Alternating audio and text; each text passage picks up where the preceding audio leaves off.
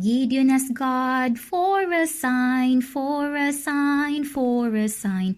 Gideon asked God for a sign, and God answered him.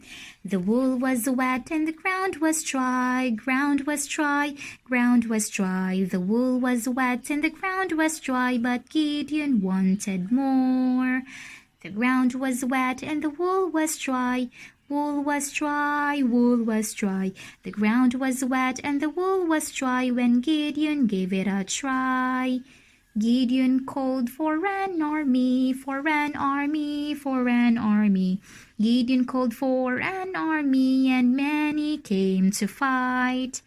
God said there was too many, was too many, was too many.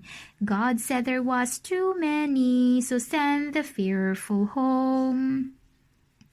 The soldiers went to the river for a drink, for a drink, for a drink. The soldiers went to the river for a drink to see who else would live. 300 soldiers lapped the water, lapped the water, lapped the water. 300 soldiers lapped the water, into battle they would go. The army had a lamp and pitcher, lamp and pitcher, lamp and pitcher. The army had a lamp and pitcher and a horn to blow. They broke the pitchers and blew their horns, blew their horns, blew their horns. They broke their pitchers and blew their horns as Gideon told them to. Around the Midianites they did gather, they did gather, they did gather. Around the Midianites they did gather, really late at night. The sword of the Lord and of Gideon, and of Gideon, and of Gideon.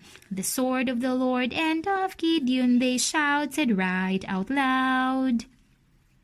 The Midianites were afraid, were afraid, were afraid. The Midianites were afraid and quickly ran away.